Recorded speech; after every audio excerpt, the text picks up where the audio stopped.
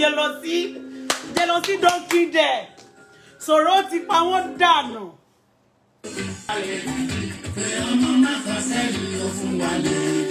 Kí ló wá ṣe báyìí? Ẹ̀yin wo? Kí ló tẹ̀ ń jealousy? Kí ló tẹ̀ ń jealousy? Kí ló dé? Tolúwa ní. Ọjọ́ ọjọ́ mẹ́ta toasty.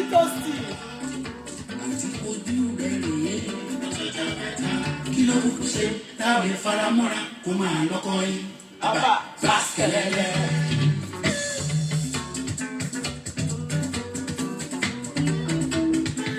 Omili Tolu. Jésù mi. Àbá báskẹ̀lẹ́lẹ́. Lára àwọn abẹ̀bẹ̀ yẹn fún mi ní méjì tó jẹ́ kọ́lọ̀ aṣọ ẹ̀. Fún mi méjì. Ìbáńgbà bí ẹbí yẹn mú. Àbá báskẹ̀lẹ́lẹ́. Kí n bèrè lọ́wọ́ yẹ́lò sí lára. Má jẹ́ Tí aṣọ wa ibẹ̀. ìgbà yẹ́lò sí lára.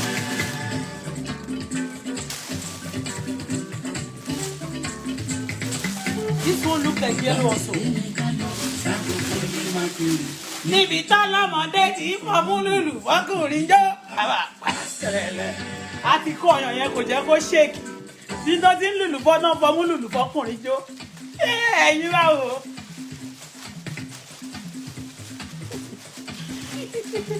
Ẹ̀yin kẹ̀. Ṣé o ti dúró? Okay. Ṣàwòrò jẹ àwọn èèyàn dẹ̀ ṣẹ̀ dé ni wọ́n ṣẹ̀fẹ̀ máa jó ni ijó iṣẹ́ ìbẹ̀rẹ̀ ni wọ́n kójọ wá lé ni wọ́n máa lẹ́tíkẹ́ pẹ̀lẹ́ jàre báwo ní ṣàlàfíà ni ẹ jẹ́ àjókòó ká gbàdúrà. Àwọn èèyàn kan tún gbọ́ pé wọ́n tún lọ ń wá sí àwa káàkiri wọn ò ríru eléyìí gangan wọn ò rí tàwọn ayaba àtọmọ ọba wọn lọ ra kíni fèèkì ni tẹ bá ti ṣe nǹkan kan wọn máa lé kiri wọn ò dé lè bá wọ́n sáré kàbàkàbà wọ́n ṣe kíni wọ́n sáré títí àwọ̀ òtó ó yẹ kí tiẹ̀ tó wá fi yẹn sí kí tó bá wọn jó àwọn ọmọ olóko náà ta ni ìjọba ọmọ Ògùn state làlàkẹ́ àbá máa kó ká má kọ̀ rọ́bìṣì wọn pápátá ọmọ náà lára síná wọ́n ṣe kíní kan owó àwọn òtó kàkà wọ́n ṣe kíní kan bò tó rí lákọ yìí ẹ gbọ́ àdúrà tún wà ń bẹ̀ tó bá balẹ̀ ó máa ń rò ní. Ẹ fọ̀tẹ̀ sílẹ̀ ẹ ṣe kí ni ẹ fọ̀tẹ̀ sílẹ̀ torí àwọn olólùfẹ́ wa a ní fẹ́ sọ̀rọ̀ láti sọ pé a tún fẹ́ bọ̀ àwọn kan mi ò rí kọ́lọ̀ aṣọ yìí mo ní all colours I didn't see the gold one the brown one should be better and the all green or fish ẹ má bínú o kó ṣe pé bóyá mo ń try láti show tó ti yẹ wà nílé ẹ jọ̀ọ́ ẹ má bínú o torí ẹlòmíì tó ti eyín wọ́n ní when you get to you flaunt it ṣòrí tó bá lọ́yọ̀ náà tó fowó ṣe flaunt it tó bá nídìí tó fowó ṣe flaunt it tẹ́yìn ẹ bá mọ́tò funfun pẹnẹpẹnẹ tó rí kẹ́gẹ̀dẹ̀ flaunt it tó bá ní fèsì tó ní layers lójú flaunt it ẹ̀rí lóka bí mo ṣe kàn tí ẹ̀rọ ráwé gèlè mi ní lóka kìíní mi ò ṣe bí ó ṣe ó yàtọ̀ màmá yẹn ó ṣe kèrè èmi yàtọ̀ bẹ́ẹ̀ ni kò ṣe pride but wá tún jẹ́ pride dán mo lè fọwọ́ Jésù sọ àyà mi pé I'm different from them. Ẹ pẹ̀lẹ́ kóríbù o ẹ lọ pọ̀ sí wa ẹ̀yin tẹ́ gbé rẹ̀dìrẹ̀dì wọlé yẹn ẹ ṣàdágbére fáyé lónìí ṣòro ẹ̀kọ́ tí mo pa máa tẹ̀yìn dànù sí blocking ṣáláńgá nílé yín ẹ ṣáwọn dànù sí kọ̀ǹga ta ló lórí burúkú ta ló lò ṣì ta ló ní àwọn kẹ́ni má nẹ́ ta ló ní àwọn tó máa fìbọn padà nù létà táyé wọn máa bàjẹ́ ta ló ní àwọn tẹ́rọ́rìsì àwọn ta ló ní onílára ta ló ní àwọn onírànù olóòórùn pàṣíwọ̀bọ̀wọ̀bọ̀ kẹrọ má jẹlé ta ló ní wọn ẹ jẹ kó ṣì lọ ló ti eyín rẹ. Let's pray and let's go quickly to the points. Father, in Jesus' name, in the mighty name of Jesus, Heavenly Father, I say thank you for this afternoon. I worship you, Lord, because you are God. Nobody like you from east to west, not to south, that be there. Exalted, be glorified forever in Jesus' name. Lord, I thank you for the grace, for the opportunity you grant unto me this afternoon to come and speak. Daddy, Lord, come and speak through my mouth. Fill me with your power, with your presence. The Holy Spirit, take over. in the name of somebody shout hallelujah because ẹ̀yin olólùfẹ́ tèmi owó àtọmọ ni mo béèrè fún yín ẹ̀mí gígùn àti àlàáfíà ló tẹ̀lé ẹ ó máa èmi á máa wá ní gbogbo ìgbà má sì máa bá yín láyọ̀ àti àlàáfíà owó ọmọ ẹ̀mí gígùn àti àlàáfíà lọ́lọ́run máa fún èmi àti ẹ̀yin lórúkọ Jésù àjàjẹ yín tètè tún tẹ lọ́ọ̀fù fún mi lọ́sàn yìí ayé yóò mà ní bàjẹ́ o ayé yín ò ní gbé carbon ayé yín ò ní ṣá lórúkọ Jésù ògo yín ò ní wọlẹ̀ lórúkọ Jésù ẹ ò ní ṣìṣe bẹ́ẹ̀ ni ẹ ò ní dọlọ̀tẹ̀ bẹ́ẹ̀ ni nítorí pé no good thing for the ọlọ̀tẹ̀ ṣe bẹ́ẹ̀ ni àwọn ọlọ̀tẹ̀ àwọn abatẹni jẹ́ bẹ́ẹ̀ ni ẹ ti rí title mi ẹ ti rí ṣó ti yé yín nǹkan tí mo ti jẹ́ nǹkan kan lọ báyìí lórí Esabod para mo kí gbogbo yín ó tẹ́ wà nílé orúkọ tèmi bẹ́ẹ̀ ni Bọ́lá Fọláṣadé ni mò ń jẹ́ Àfọláṣadé bẹ́ẹ̀ ni Ṣubúládé ẹ ti rí pé mo tún fi Tinubu sí báyìí ẹni tí ó bá dùn mọ́lẹ̀ lọ forí ṣọpọ́n o kó lọ forí lẹ kó lọ lẹ́rí mọ́ àpáta àbí tó bá ti Dangote trailer tó ń bọ̀ kó lọ dúró dé lóru ni o bẹ́ẹ̀ ni so kò sí tó fi ń ṣèyàn ẹni tó bá sọ pé ní tí mo ṣe kò tún mọ́ òun nínú kó ṣe kíni kó lọ pẹjọ́ ẹni tó náà bá dẹ̀ ti dálẹ́jọ́ tó lòun ògbà tó ń fapá jánu ẹjẹ́ àwọn ibi tó fẹ́ gbẹ́jọ́ lọ ẹ bá gbé kékeré kan bí ẹyẹ kẹkàn bí àgbò bàbá ti ṣe iná ẹ bá lọ di jùmọ̀rí kẹ lọ gbé màní àkẹ lọ gbé poison jẹ bàbá ti dá wà láre á ti dára bá Ọlọ́run ti sọ wá di ìtì ńlá bẹ́ẹ̀ ni ẹbọkẹbọ tó bá ti ń gbé ti ìrókò wọn ní ara ló fi ń san ẹ̀yin àṣebàjẹ́ tí wọ́n ṣoore fún yín tó yẹ pé ìkàlẹ̀ máa fi ń sọ fún wọn bíbélì sọ fún wa pé tá a bá ṣoore fún tó fi bí sán ibi òní kò ná ayé rẹ̀ gbogbo yín pátá èyí tí Jagaba bú ti ṣe lóore àkànbí fúnra rẹ̀ ọmọ olódòdẹ tó ṣe lóore tó ẹ ṣe tán tẹ wá sẹ pé tẹ tí wọ́n á sanwó fáwọn olórí burúkú àwọn tẹ́rọ́rìsì ọmọọṣẹ́ yín láti ṣe kíni kó máa fojú wọn gbolẹ̀ kó sì máa bú wọn Ọlọ́run máa ṣẹ̀sọ́ fún yín bẹ́ẹ̀ ni ìwọ Dara talk show jẹ́ ń bẹ̀rẹ̀ lórí ẹ̀ náà mi ò ọ̀rọ̀ tiẹ̀ ni mo fẹ́ sọ láàsì ṣùgbọ́n mo kọ́kọ́ fẹ́ sọ fún ẹ pé mò ń gbọ́ tí wọ́n pè wọlé lórí ẹ̀ mi ò mọ̀ pé apàyàn ni ẹ o Dara talk show onídàrà ni ẹ ọmọ dáradára ọmọ tó ń tàràkà tó rè pò ń ṣe pàápàá ọmọ Libya ẹ lè kọ́ ẹlìtì tó wù yín o ṣó ti yé yín torí ẹni tá bá ti nà lára ń ta ṣùgbọ́n ẹ̀yin tẹ́ bá ti jẹ́ ìrọ̀ tèmi tó bá ti kọ̀kọ́ kú kan pa tèmi ẹ ṣàbá mi fi red red sí a ṣe kíni a tẹ̀ wọ́n sí ṣáláńgá a tẹ̀ wọ́n sí kọ̀ǹgà a sì ṣe kíni a fomi flush wọn dànù lọ sínú ìgbẹ́ tí wọ́n belongs to bẹ́ẹ̀ ni only suffer not the evil to live don't allow the evil to stay long on this platform when you see them doing radarada like radarada tó pé rẹ̀ ní Dara radarada you are doing radarada on the Facebook and you are calling yourself Dara let me tell you mi ò mọ̀ pé o tún máa ń pààyàn mi ò mọ̀ pé killer tún ni ẹ́ madam killer go èmi ò mọ̀ mo rò pé olè nìkan náà ló máa ń jà ní torí wọ́n ní kíkẹ́ ló ń wọ ìwà àtọkọ tó fẹ́ wọ́n ní Libya ló ti ẹ̀gbà wọlé tó gọ̀ wọ́n sọ bẹ́ẹ̀ ni o tòótọ́ dẹ̀ nànà kan sí because you know what mo ń bọ̀ mi tí dé o nítorí tí wọ́n sọ fún mi gbà yẹn pé ó nọ́ọ̀kẹ́ I don't listen to gossip but that very day when I was doing my shout and some people calling they say Dara pé ọkọ ẹ̀ báyìí pé bọ́kọ ẹ̀ ṣe tóre o pé ọkọ ẹ̀ obìnrin àti ẹ̀gbọ́n tóbìnrin bá yọnú tó yọ̀dí ṣó ti yé tó ń gbéṣẹ́ ọlá Ọlọ́run jáde ìran obìnrin ló máa ń yọnú ló ń yọ̀dí ló ń yọkù ló ń yọ àyà ló ń yọ ṣẹ́ẹ̀sì ṣó ti yé bẹ́yẹ bọ̀ wọ́n ní ọkọ Dara bí Dara wọ́n ní bẹ́ẹ̀ bí Dara náà bọ́ ẹsẹ̀ tiẹ̀ ṣe ríre kò yé mi bí ẹsẹ̀ ń ṣe máa rí lọ́kọ̀lọ́kọ́ tẹ́tẹ̀ yín bá ti dà bí igi tán fi ń dáná rú yẹn bẹ́ẹ̀ náà lè máa wùwà bí igi tán ti ń dáná rú ẹ máa da nǹkan rú ni ẹ máa lọ ẹ máa bọ̀ lẹ́ máa ṣe bí pàápàá orí ẹ náà jàjàjàjà báyìí náà dẹ̀ ní bí orí ọmọ yíbò gbogbo yín tó rí yín bá ti dà bí o tó rí ìbọ̀lẹ̀ tí rí tó yọ ṣẹ́ẹ̀pù gbàgàgbàgà bẹ́ẹ̀ yẹn gan-an kí ló ṣẹlẹ̀ ṣé ìwà burúkú tó wà lórí yín tó ti stọ̀ sórí yín òun ló jẹ́ kó orí yín dàrú ni orí yín wá yọ ṣẹ́ẹ̀pù orí yín yẹn kò dórí ọmọ Yorùbá nísìnyí tó bá ti yá a máa forí ṣẹ́ẹ̀kì yín torọ́ ní bí orí ọmọ Yorùbá ṣe rí kó má lọ jẹ́ pé àwọn ọ̀nẹ́jáde tàwọn ẹ ń pariwo àwọn Fúlàní èmi fẹ́ discover àwọn Niger Delta tó wà tó fọgbọ́n wọlé sílẹ̀ Yorùbá tán pèrè àwọn Yorùbá torí orí la fi ń dá wọn mọ̀ torí orí náà fi mẹ́ran láwo bẹ́ẹ̀ ni orí ni wọ́n fi ń dá wọn mọ̀ àwọn ọmọ burúkú ń yo orí pàtàkì báyìí ni orí wọn bí orí túnṣẹ́ mọ̀ torí wọn kì í ṣe orí wọn nílẹ̀ Yorùbá wọn máa ń ṣu orí tó ti yé ṣùgbọ́n èmi rò pé ó lè nìkan ni Dara máa ń ṣe ni mo rò pé ó lè nìkan ló máa ń jà ni mi ò mọ̀ pé ó tún máa ń pààyàn Ọlọ́run gbọ́ máa gbọ́ mo ń gbọ́ pé pè mí lọ́la ní tàn báyìí àwọn kan máa pa àwọn kan kúrò Nàìjíríà wọn mọ̀ wípé do you know one thing you think maybe now I'm doing thing about maybe mo ń try láti show I'm trying to oppose them yes do you know what they are doing is very very bad somebody say táwọn bá pa àwọn kan wọn ò ní lè gbáyé àwọn ò ní lè ṣe ó ní ẹ pè mí lọ́la ọ̀rọ̀ pípa yẹn ẹ má jà discuss yẹn ní under the ní orí Facebook yìí kẹ́ jẹ́ ká sọ under net for you to know that mo sọ pé kí wọ́n charge gbogbo àwọn tó ń ṣe rádaràda àwọn terrorists kí wọ́n charge wọn fún the killing that happened in Leki not even Leki alone those protest gbogbo àwọn tí wọ́n bá ti kà ipò kú ẹ jẹ́ kí wọ́n charge wọn fún those murderer things they are murderer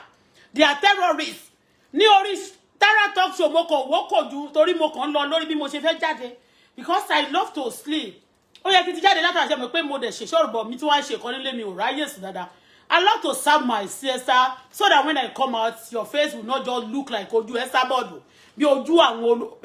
lórúkọ Jésù àìdọ́jú ojú burúkú ṣe rí bójú tiẹ̀ ṣe máa ń rìn yẹn ṣó ti yé yín ara sign of madness and frustration and sleeplessness tó máa ń gbé ọ̀rọ̀ lọ́rọ̀ tí ò gbé tiẹ̀ tọmọ ẹ̀ sọnù tí ò wá tó fi ọmọ dájọ́ tó fi kìíní dájọ́ gbogbo ọmọ ẹ̀ ló ti lò pátápátá ó sọ ọmọ di kòròfo ṣó ti yé a máa pé ó ti sọ ọmọ ẹ̀ di kòròfo so I was trying to sleep but mo wá jáde pé jẹ́ kó mo tiẹ̀ mo relax you know pé tó bá ti tó time anytime but tí ṣe pé okay wọ́n máa sọ pé okay aago báyìí ni kó jáde o so mbade la mbade tí phone mi kò pẹ́ náà ni bí mo ṣe ń wo wọ́n ti control ẹ̀ under me for me to see so mbade ń wo mbade rí Dara mbade dúró for mi ò dúró 5 minutes làwọn èèyàn pè wọlé mo ń gbọ́ pé àwọn tá máa pa yẹn àwọn yẹn ti pé a máa pa wọ́n ni lọ́dà Dara show àwọn máa pa wọ́n ni mo nípa mo wá gbọ́ pé ọ̀rọ̀ yìí ni àbí nǹkan mi mo dẹ̀ ti rí tájú ẹ̀ náà tí mo ti rí tó ti ń bá Onírìṣà fa wèrè ọba yín níná ẹ lè bá wọn fa wèrè bó bá ṣe wù yín mo dẹ̀ mọ̀ pé àwọn èèyàn náà ló bẹ̀yẹn sí wọn kò sí nǹkan tó fi ń ṣèyàn ṣó ti yé bọ̀tì pípa yẹn pé àwọn máa pa àwọn kan ní nílẹ̀ Yorùbá yẹn àwọn máa pa wọ́n ṣé mo sọ ń jọ sí pé àníkẹ́ ẹ mú wọn Dara yìí náà ló ń front àwọn Odùduwà ẹ dẹ̀ rí Odùduwà tó ń front yẹn do you know let me tell you the truth nothing but the truth o do you know Dara is a thief is ó máa ń nọ́ọ̀kẹ́ fraudster ní òun àtọkọ ẹ̀ do you know why I know ọjọ́ tó máa ṣe ṣáàtì fún mi pé you busy asking for justice who do you think is going so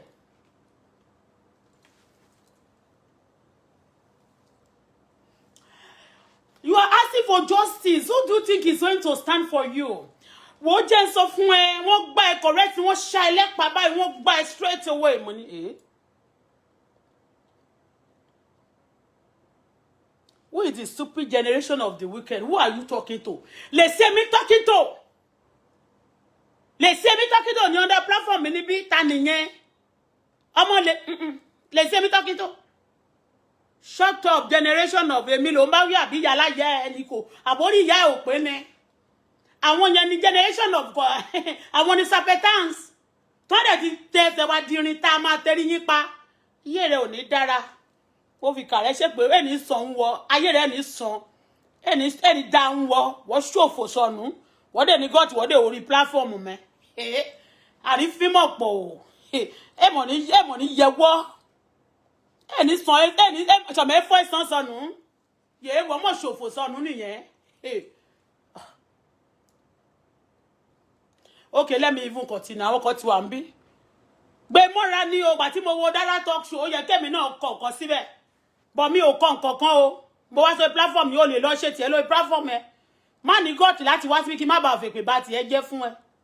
torí ó ní resist the devil he will surely do what flee from you I will má ṣe èpè fún ẹni.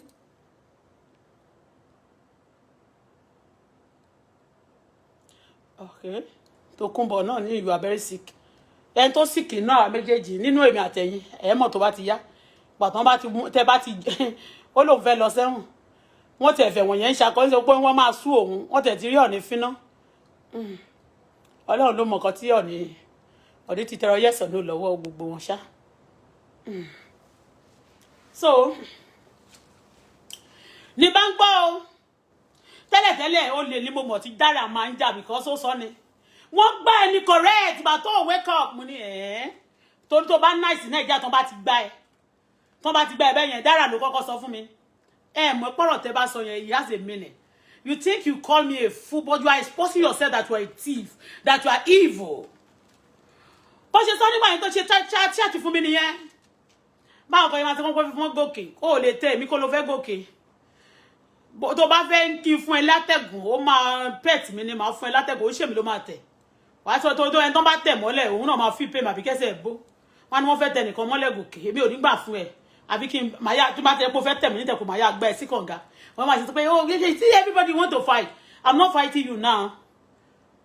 I'm not fighting you. I want to fight you because soon what's it called to go ban or lamb become. So the I'm only telling you nothing but the truth.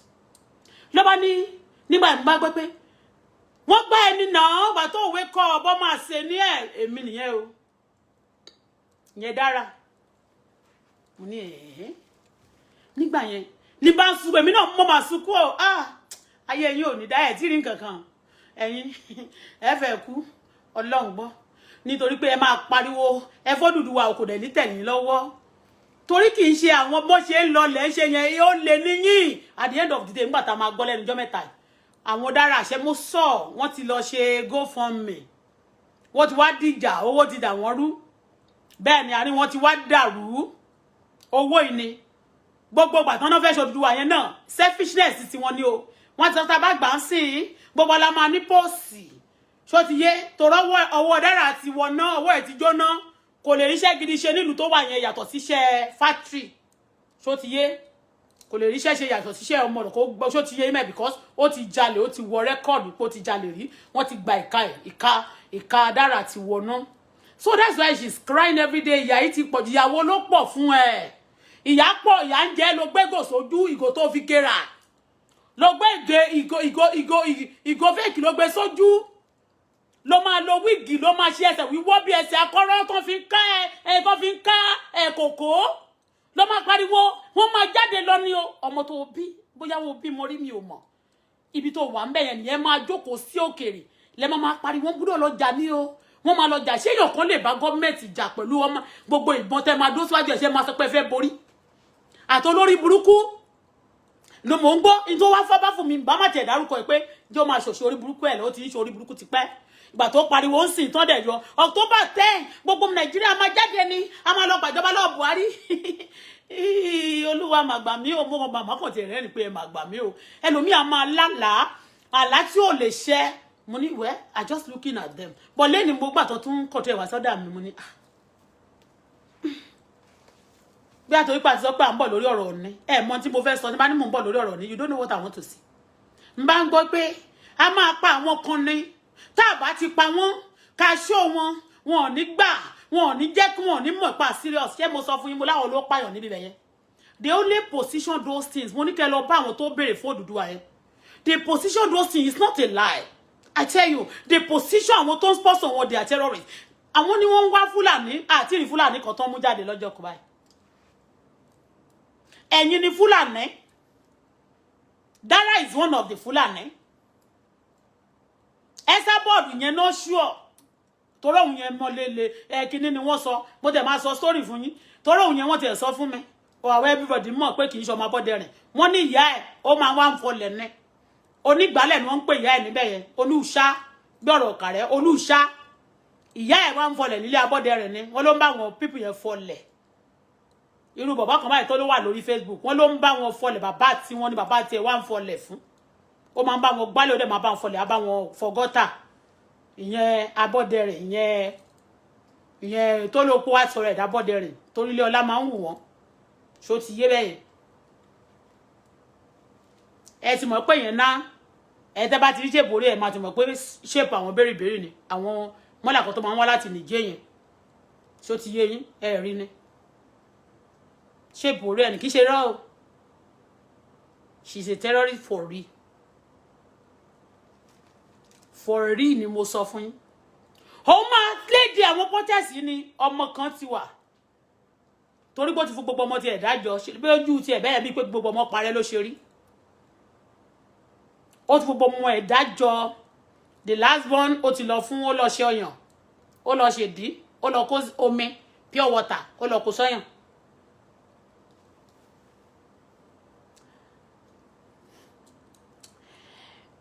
Dara must be must be pro for all the comments and all those nonsense saying on the social media broad daylight that they are going to kill some people. That's against the law. Terrorism, broad daylight. That's what Nigerians are doing. And they busy lying against some people. Hausa ni o, Buhari ló fẹ́ pa wọ́n dànù o, Buhari ló ṣe eléyìí o. Ní nǹkan tó yẹ pé ìgbà tí wọ́n lọ kọ́mọ ní school ǹjọ́ tíṣẹ́ Buhari ti dórí oyè.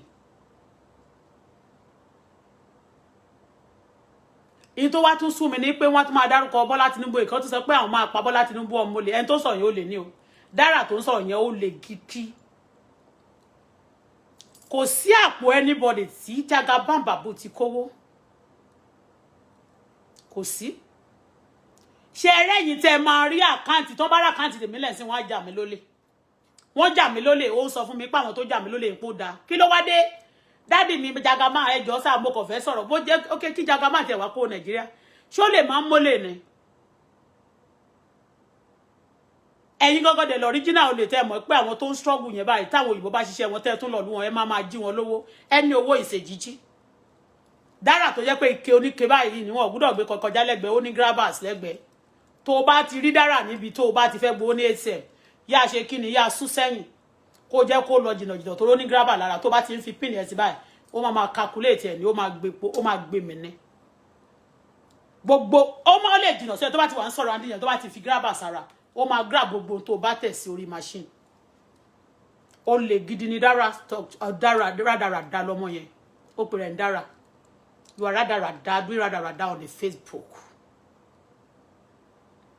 And all the people calling under you, we are going to ẹ máa lọ pa àwọn èèyàn kan ní Nàìjíríà. Gbogbo nǹkan tó ṣẹlẹ̀ yẹn, wọ́n mọ bí tí Bọ́lá Tinubu ń gbé. Ẹ tún bẹ̀rẹ̀, ẹ tún dánwò. Ẹ tún dánwò sí ìjọba Nàìjíríà gan, wọ́n ti dúró tì yín, wọ́n dúró preamble rí. Ẹ ti bẹ̀rẹ̀ fún nǹkan. They said they are going to do it. A home is not built in a day. Give them some time. You don't want because you are benefiting from that rubbish. Now, when you start, you send them to outside to be fighting and killing themselves. Then you are making money. You'll be asking for people to give them for donation. And for that donation, maybe they give you 10,000. You give them 2,000. Go let the man declare pegba. So they wasting lives. I must say, you are a waster. You are a cankerworm. You are a devourer. You are evil. Dara. Rada ọmọ. Ó ní kó pé òun ní pípa yẹn àwọn táwọn máa pa àwọn mílẹ̀. You must be pro for those utterances. Benny, you must be pro. Thank God some people, you can see a lot of people share your show. Those people working on your cases also, they are sharing it. You don't know. Kò yé wọn. Yóò yé wọn lọ́la. Ó tí mọ nǹkan kan. Those people that you said they should call you, that you know yourself. You busy terrorizing that they said. Wọ́n ní wọ́n wá kì í ṣe àwọn Boko Haram tí wọ́n ní wọ́n terrorize àwọn Fúlàní tẹ́ sọ pé ẹ̀ ń wá kiri. Kò ṣe pípa ilẹ̀ ni wọ́n ń pààyàn ní. Kí ló dé tí ó wá jẹ́ pé ẹ̀yin náà máa sọ pé ẹ̀ ń pààyàn. Alábẹ́ yín ni ẹ mọ Fúlàní. Gbogbo àwọn terrorists ó ń pa wọ́n sọnù. Mi ò tiẹ̀ Ọlọ́run. Ẹ̀yin ni wọ́n. You are terrorists for real. Saying ni ti pé a máa pa gbogbo wọn ní kó pè ẹ́ o. Mo wá sọ pé kí wọ́n lọ bá gbogbo àwọn Odùduwà yẹn pé gbogbo àwọn tó ń pọ̀ tó ń sọ pé àwọn fẹ́ Odùduwà àwọn Odùduwà ni a máa attack ni. Mo wá fẹ́ bèrè lọ́wọ́ ẹ̀gbọ́n rádaràda ọmọ tálájá yín gan gbá kuru mọ́ ta lọ́pọ̀lọ́ yín gan dẹ́rù bà. Ṣàkí yín tó ṣe bí ọ̀rá tẹ́gungun yín ṣe bí ẹran. Ìṣọwọ́ aláṣejù àfibiṣó lóore. Àwọn tó ń ràn yín jáde àfibiṣó lóore ni wọ́n. Wọ́n ò dẹ̀ ní pẹ́ tí wọ́n bá ronúkúwàdà wọ́n máa tó dá lákìísà nílé aṣọ.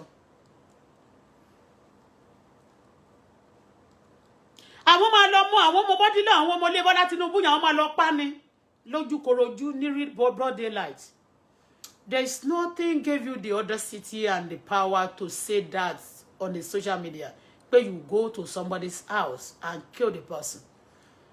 And tó bá ṣe tí ó ń bá ṣe nǹkan tí ò dá fún orílẹ̀-èdè wọn ìjọba ló máa ṣe ìdájọ́ wọn ìjọba àgbáyé. Kí láṣọ tiẹ̀ gan nílé aláró? kí la aṣọ tiẹ̀ nílé aláró dáradára rádaràda olóṣì ọmọ ẹlẹ́sẹ̀ bíi kọ́kọ́rọ́ sàlátù ẹlẹ́sẹ̀ bíi ẹsẹ̀ tó fi ń akọ́rọ́ tó fi ń ká kòkó ọmọ ga lókè owó nísàlẹ̀ olórí pẹ̀tẹ́kí apẹ̀tẹ́kí no good tó bá yá ń sin ọmọ lóun lọ school ìyá yìí ti pọ̀ ju ìyàwó ló jẹ wèrè ẹ ṣe bó ní wọ́n ṣiṣẹ́ níbi tó wà yẹn kí ló dé tó tiẹ̀ tí náà ké ganan kí ló dé tó ti wọ́n ló ti náà ké gbogbo ọwọ́ ti gbóná gbogbo ojú gbóná ẹnu gan gbóná eyín gan gbóná bí tó dé anyway ti ẹnìyẹn continue to implicate yourself okay ẹ máa ti wò pé ti wà ní ṣé o mọ̀ pé Germany bí tó lọ wà mí mọ̀ bí tó lọ wà kó mọ̀ pé kì í ṣe Canada àwọn tó fẹ́ sùn jẹ ní yìí tí wọ́n fi epo para wọ́n declare yín ilé lẹ́lẹ́lẹ́ continue to implicate yourself okay and you are not implicating yourself you are only exposing yourself that you are a killer you are a terrorist you are evil and all the people calling and those who are calling sponsoring you they are evil they are terrorists they are those who Nigeria government is looking for. Now you are attacking, you are terrorizing Nigeria innocent people. And you're busy pointing fingers on this government. You people, go and check yourself. You are evil. Yoruba people. Not all of Yoruba, but few no one no good. Be awabai. You are evil. You are too selfish. Selfishness, you lo ba ye yin je, ìwọ be yen, rádaràda. Dúró. Esa wèrè, esa the witch, esa olórí burúkú. Esa láṣọ pípọ́n, esa tó lọ gba agbára tó máa ń pọ́n aṣọ. Tó jẹ́ pé tó bá wọṣọ tuntun gan pàápàá dàbí pípọ́n ni. Tó bá gbójú jáde, pípọ́n ni. Esa tó ro gbogbo aṣọ tí ò balẹ̀, aláyé bàjẹ́ aláyé ta. Alákìsà. Ẹlẹ́nu rírùn ẹlẹ́nu sẹ́gẹ̀dẹ̀. Ẹni tó fi gbogbo ọmọ dájọ́. Tó tún fi wọ́n ṣe oògùn. Ó jẹ́ pé oògùn ewé lásán ni. Ó lọ fi kádàrá ọmọ ṣe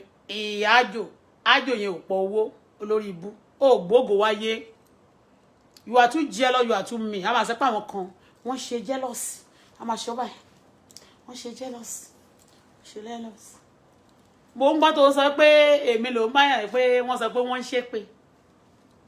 oní nǹkan tí ìyá wọn bá ti ń ṣe ni wọ́n ṣe èmi mo ti rí dáadáa lára ẹ̀ ní tí ìyá ẹ̀ ṣe kù ló ń ṣe of course òbí mo lọ́mọ máa ń jọ it shows that ìyá olórí ibú ni it shows that ìyá ẹ̀ ó ti gbèpè ìyá ẹ̀ níbi tó ti lọ ṣọmọ ọ̀dọ̀ nílé abọ́dẹrìn tó ti ń fọkọ́tà ó tún ṣe bí fún wọn mẹ́ bó ṣe ń jalè ló ń fọ́lé ìyá ẹ̀ wọ́n ní ṣe ló fògùn sóúnjẹ fáwọn ọmọ tó ń kú dànù bàbá ẹ̀ náà ìwà bàbá àti ìyá ẹ̀ ló ń tẹ̀ lára ẹ̀ ìwà ayé bàjẹ́ tí ìyá ẹ̀ ayé ìyá ẹ̀ bàjẹ́ tí wọn bàbá ẹ̀ bàjẹ́ sí òun ló ṣò lára ẹ̀ lénìí bó ṣe sọ pé gbogbo ìwà tí mò ń wí pé ìyá mi ni mo fi jọ bẹ́ẹ̀ ni ìṣòro ni àti bàbá mi òbí mo lọ́mọ ń jọ bọ̀tí wọ́n jọ ìyá ẹ̀ gan o tún bu irú ju ògìrì o tún bọ̀ ògìrì mọ́ tí ìwà ìyá ẹ̀ ó ní kán wáyé ẹ nínú ilé yín sìn ó ló máa ń ṣe kí ni ó máa ń bọ́bù ni a rí bẹ́ẹ̀ nígbà tó bá pe ọmọ ẹ tó bá bú ẹ para lórí Facebook ilé ẹ ń bọ́bù gan tábàdẹ̀ rọ ọmọ ẹ náà tó bá ń ṣe tó ń túkì àbí wà náà ṣe ló ń jùdí ṣé ó ṣe tó dẹ̀ ti gbé ògógóró sílẹ̀ tó ti mu ògógóró yó tí ìyá náà máa mu gbó sí ọmọ ń jẹ gbó ìyá ń jẹ gbó gbogbo wọn ń jẹ gbó báwo lẹ ṣe ní revival òkùnkùn kò ṣe ní sọ nínú ilé ẹ ó ní kán wọlé òun sìn a máa sọ pé ọmọ wọn wà happy gbà tó ọmọ tèmi ó ní sense ọlọ́run dẹ̀ ń gbénu wa bẹ́ẹ̀ ni àdúrà lèmi fi kọ́ ọmọ tèmi ọjọ́ mélòó ló ti ń ṣe ìṣọ́rù táwọn ọmọ tiẹ̀ tí mo ti ọ̀rọ̀ ọmọ ẹ̀ ń bẹ̀rẹ̀ a lè ṣe lè ní bá ṣe sọ́ lè rìn sìn o lè pọmọ ẹ̀ sí ìwọ tó fẹ́ dáṣọ fúnyàn tọrùn ẹ̀ lá máa wo if my daughter is not going to school we always do night vigil together despite she's still a minor àwọn ọmọ tí adult ni wọ́n ọjọ́ mélòó ló ti pè wọ́n pé kán wá ṣe night vigil tó bá lóun gbàdúrà fúnyàn aláyé bàjẹ́ onígbó amúgbó ajẹkọ̀ǹkẹ́ ó jẹ kóńké títí tí gbogbo àwọ̀ ẹ̀ ṣá orí dáadáa orí rédèrèdè ìwọ jáde ìwọ ń sọ ẹ máa tẹ rẹ́dì rẹ̀ lórí pé ìyẹn kàn mẹ́nẹ̀ ìwọ tẹ́ ti dágbére fáyé lónìí ìwọ náà ti bá jáde ń sìn o ti rí supporter club Dara ní supporter club ẹ àbí tó máa bá ẹ bú onírìṣà pé ọba kan tó máa kọ́kọ́ gbé yín lọ kóòtù nìyẹn anyway I won't talk about onírìṣà.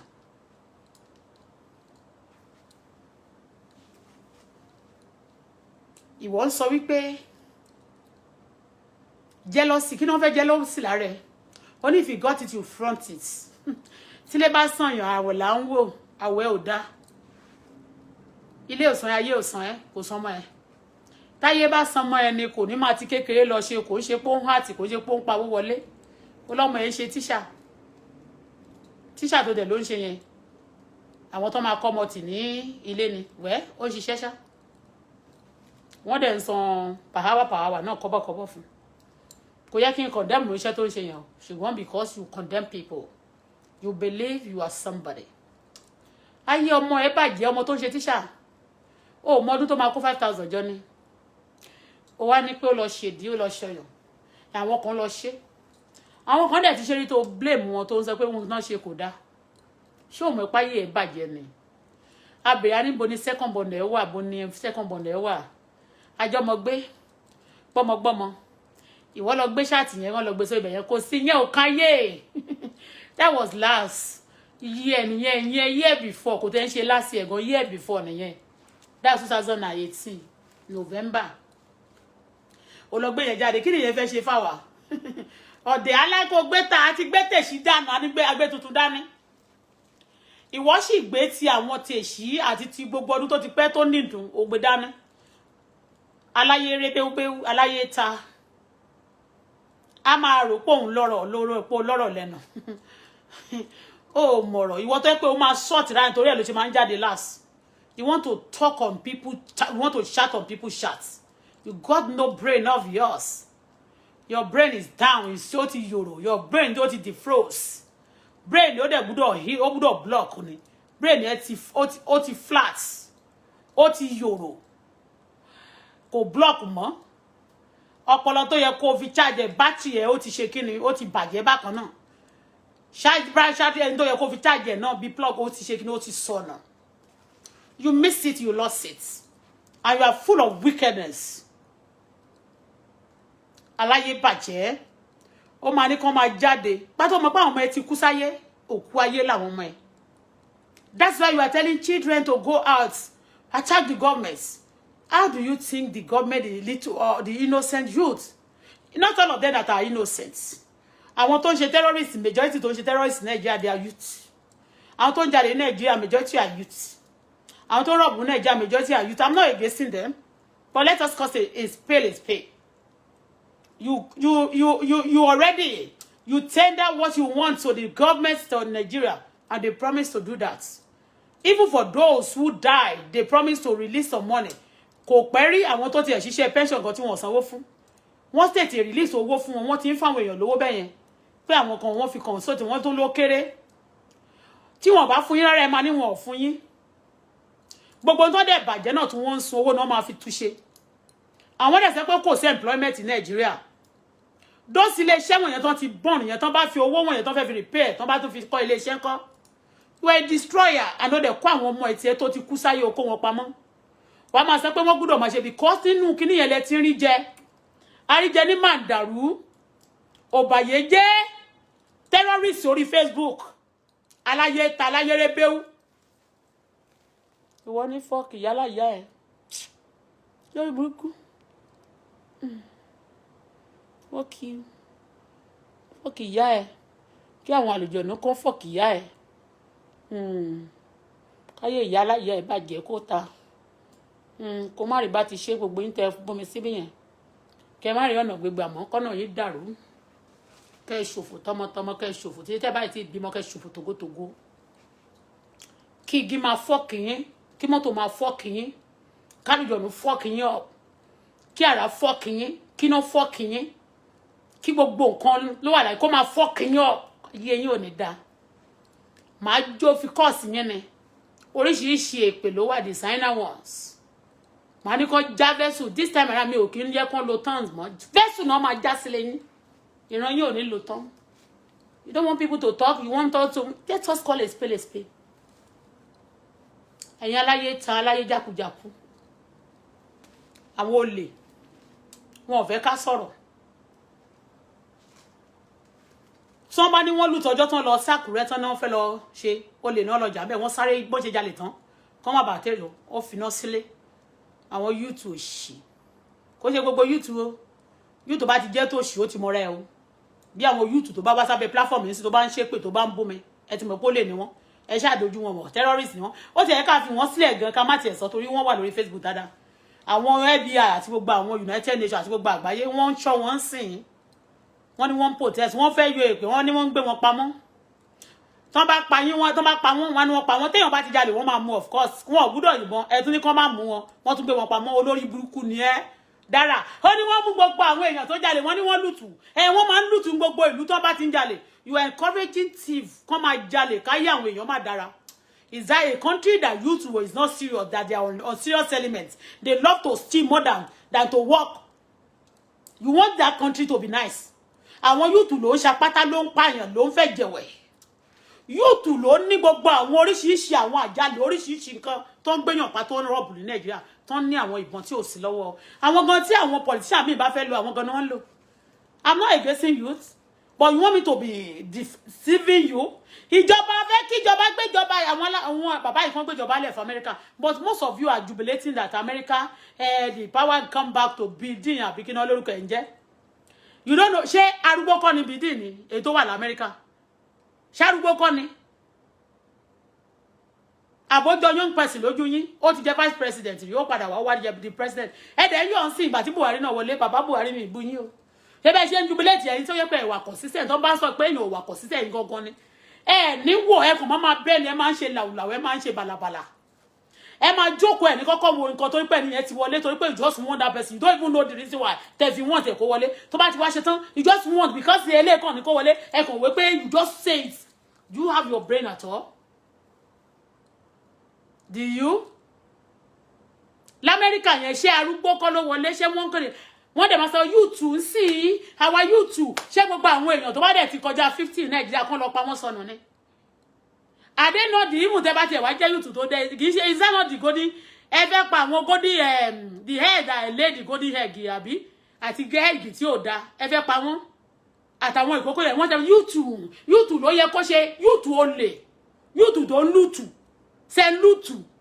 ṣe ń jágbó wọlé ṣe ń jálẹ̀kùn wọlé ṣe ń gbọ́mọ jẹ YouTube gbọ́mọgbọ́mọ YouTube onírọ́ YouTube olè YouTube amúrọ̀bà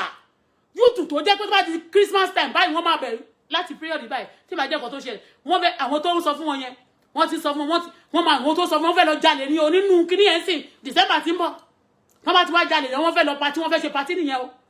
wọ́n máa sọ pé wọ́n lọ ní ṣe wọ́n protest wọ́n fẹ́ jà fún wọn jà fẹ́ anybody o they only using system to steal to destroy things that the country is building. Ọmọ tó bá mi ò sọ pé ọmọ tó bá ti jáde lọ àwọn ìjọba gan ti ready yín ọmọ ṣe wà yẹn ẹ̀dẹ̀ ń pariwo ẹni tẹ́ fẹ́ l'Amẹ́ríkà ló wọlé you know is ẹni tó wọlé l'Amẹ́ríkà yẹn gan is going to favour is a friend also to Buhari. That's the person Buhari supports. That's the person Buhari support for you to know that you are minority. Ẹ̀yin tẹ́ kàn jambla tẹ́ kàn pariwo tẹ́ kàn ṣe manamana you are a minority. Ese ke gba forí ke gbeje ke gbàdúrà ke repent from your sin. Ke ye ba teyan je mo. Ke ye di si ogun tiyan. Ke ye wo yan lókè báyìí jealousy. Ke ṣe pé baba ti to wo ba ti to ja ba je ka ba ye je. Yorùbá ló ní. Àbúrò máa sọ yẹn gan mọ́ra yín. Ẹ mọ́ra yín. Ṣé ìwọ ló búkú yẹn tó wà nílùú òyìnbó ṣé ìwọ kò síṣẹ́ níbi tó wà ní ló ṣe máa ń jalè because you want money quick money torí ẹni tí wọ́n máa jalè bá tí wọ́n jà tí wọ́n jà mí lólè yẹn gbogbo àwọn tó jà mí lólè lẹ́ support I support Rade gbogbo wọn lẹ́ support pé ó gọ̀ ni kò smart wọ́n fi gbòòrò wọn mẹ́ Ọlọ́run máa fi gbòòrò wọn yẹn ọ̀nà lẹ́ rí yẹn o tẹ́ bá ti ń le báyìí kò ní tó fún yín kò ní bá ẹ máa le ẹ ní bá ẹ máa lé ẹ níbà ọ̀tọ̀ ní kéèyàn máa lé nǹkan tí ò ní bá láyé gbogbo nǹkan tí wọ́n dára dá àti Esabod tẹ́ ń lé ẹ̀ ní bá.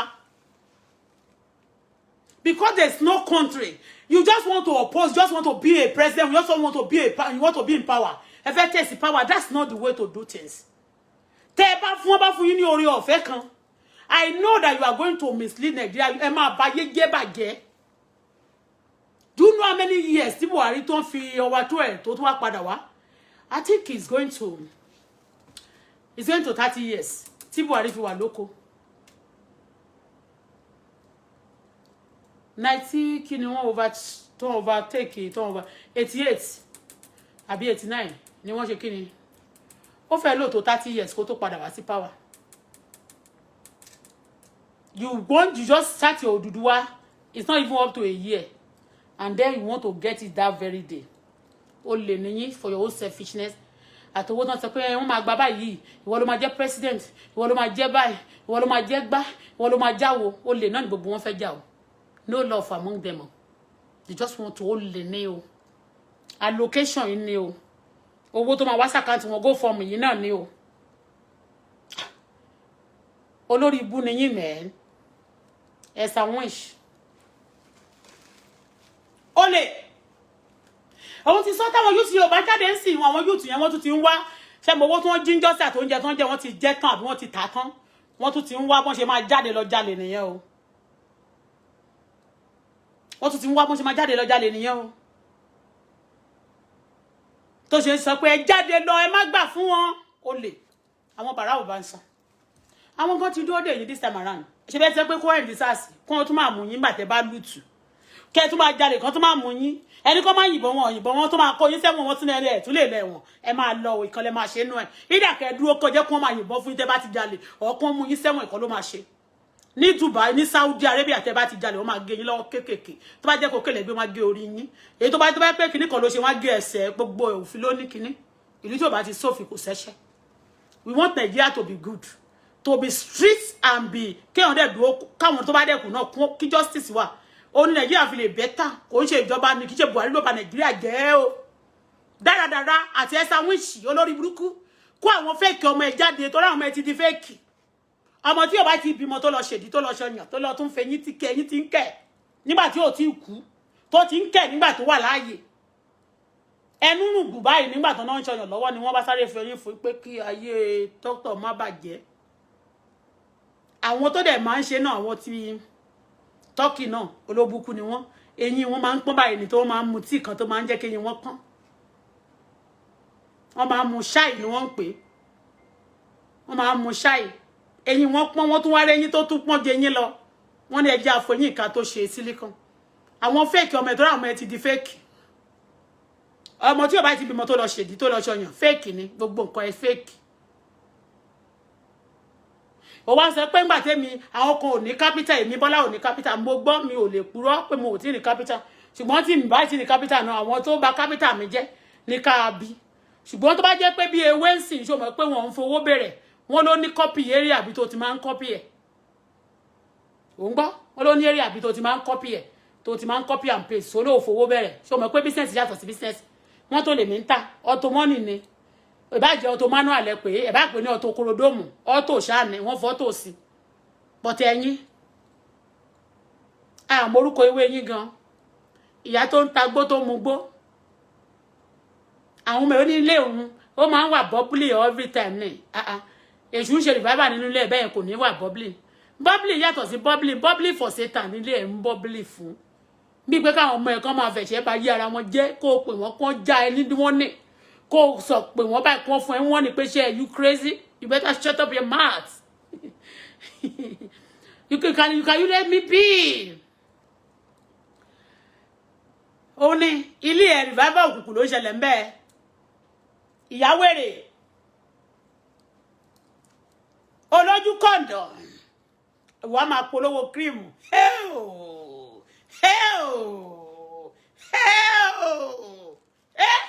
gbogbo yín tẹ́ polówó cream yẹn mo fún yín challenge ẹ gbọ́dọ̀ lo fita kò sí fita lójú mi ẹ gbọ́dọ̀ lo fita mọ́ tó bá tún lo fita láti polówó cream ẹ ní ṣoríire mọ́ wọ́n ní sọ fún pé tó bá tún lo fita polówó cream òfò lẹ máa ṣe torí you are deceiving people. Níbi tálẹ́ ọmọge tí fọmú lùlù fọkùnrin jọ ayé yín ò mà ní dákẹ́. Ẹ máa kó fítà ẹ máa ṣe ìtẹ̀ǹjẹ tẹ́ẹ̀lé ìtẹ̀ǹta tẹ́ẹ̀lé tẹ́ẹ̀sì wò tí ò ṣiṣẹ́ fún yín. Ẹ ṣe wíkẹ́ẹ̀dì náà. Ẹ ṣe wíkẹ́ẹ̀dì báyìí.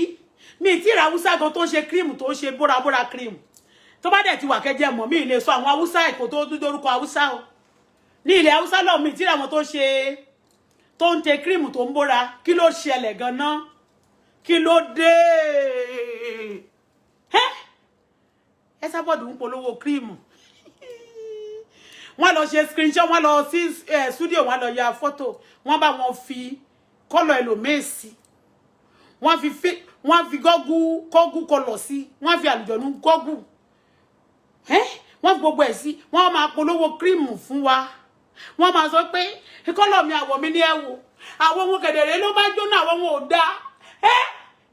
chocolate lọ́mọ àwọn ohun ti bàjẹ́ àwọn ohun bí ẹ tó ní leopard skin àwọn tó ní zebra skin àwọn tó ní tiger skin oríṣiríṣi àwọ̀ àwọn tó ní ọ̀bọ skin àwọn tó ní gorilla skin wọ́n wá lọ mú aṣọ ogun nǹkan ń bẹ láyé o mẹ́wàá ń ṣẹlẹ̀ nínú yíyan o ẹ̀yin èèyàn gbà mí o wọ́n ṣe fraud títí oríṣiríṣi fraud ló wá o fraud stars Yorùbá yìí náà dẹ̀ ní o kí ló dé gan-an kí la ṣe fún yín tẹ́ẹ̀kàn fẹ́ bá yé àwọn tá a dájẹ́ kí ló dé tí wọ́n fi pọ̀ báyẹn kí ló ṣẹlẹ̀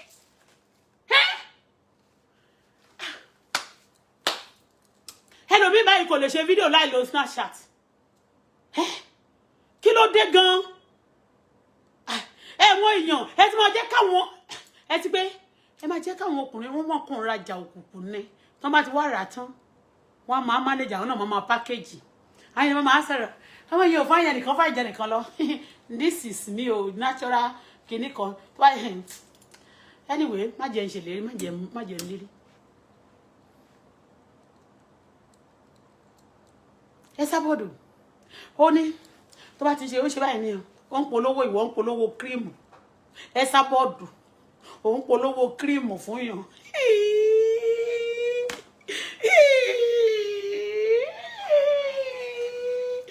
ayẹlẹ o ọ̀rẹ́ mi jẹ́ nfìdíjókòó